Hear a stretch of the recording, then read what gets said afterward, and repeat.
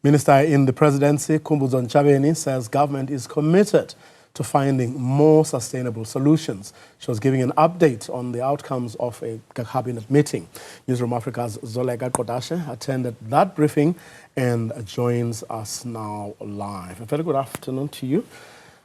It didn't seem like a great deal of information emerged from that briefing, certainly from the little I was able to see or watch. Good afternoon, Vuyo. Well, in relation to that telephonic conversation between President Cyril Ramaphosa and his United States counterpart, there was very little detail. Of course, we do know that engagements are continuing, and with the possibility to review the 30% tariffs that South Africa has been slapped with. But of course, in terms of the nature of the engagement that the two parties had, as well as the timeline in which these negotiations are supposed to take place, we didn't get any indication of when that would be happening. But of course, South Africa, it is crunch time for South Africa. We are going to be slapped with those tariff hikes, of course, posing significant risks to South African businesses as well as to the economy. Of course, we do know that South Africa is not the only country that is facing these tariff hikes. We heard yesterday of India being slapped with a further 25% as well of tariff hikes over their relationship with Russia over the purchase of Russian oil. And so, of course, that's going to the new administration in the United States having to, and that Trump slogan of putting America first. But of course, South Africa also saying that it will not back down on its own transformation policies and remains steadfast in advancing that agenda. But let's listen to what Khumbudzo Ntshavheni, the minister in the presidency, said about what cabinet has resolved in relation to those and the engagement that the president had with the head of state in the United States. Cabinet received an update on the framework deal with the United States of America in light of the 30% tariffs against South Africa that are expected to come into effect today, the 7th of August 2025, with the provision that the tariffs will be reviewed as soon as the two countries reach a deal. Cabinet affirmed government's commitment to finding constructive and sustainable solutions through continued engagements with the United States of America, including at a presidential level. As communicated this morning through the presidency, President Ramaphosa has reached out through a phone call to President Trump yesterday morning as part of bolstering South Africa's negotiation efforts on the trade agreement.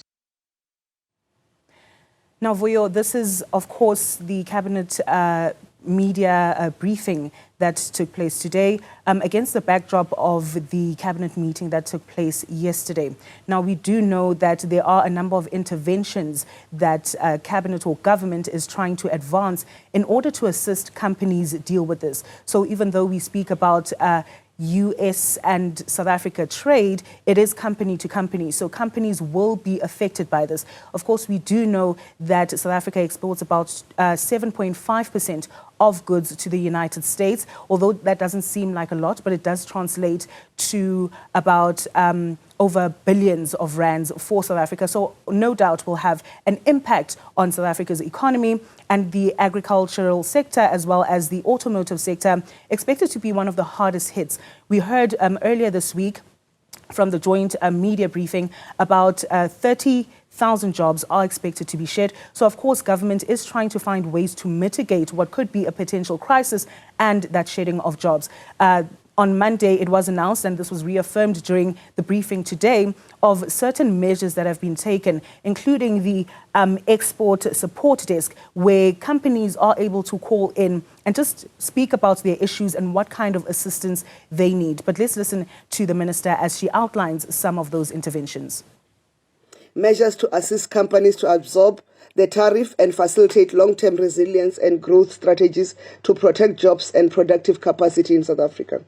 3, a localization support fund for affected companies to contribute to the national effort, and the export and competitiveness support program, which will include a working capital facility and plant and equipment facility to address short to medium-term needs across all industries. 5th, the working with the Department of Employment and Labour on measures to mitigate potential job losses with the competition using existing instruments within the Department of Labour's entities that can be adjusted to respond to current challenges.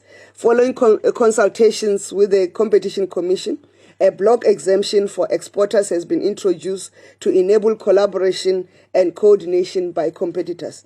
A draft block exemption will be published by end of this week so that we can the process can be concluded.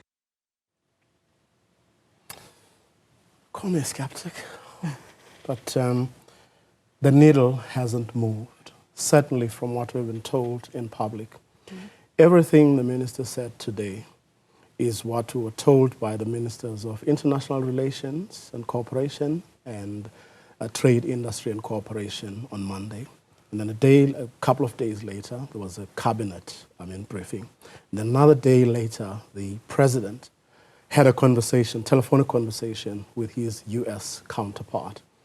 Now, I didn't get a sense. I did listen to the briefing from start to finish, by the way. I didn't get a sense that cabinet did anything that moves the needle, or that the telephone conversation did something that's going to move, the needle. Hopefully, okay, I'll blame the non-disclosure agreement, for now, but until I think we see concrete, very real, practical movement, I think everyone is just holding their breath and thumbs and saying,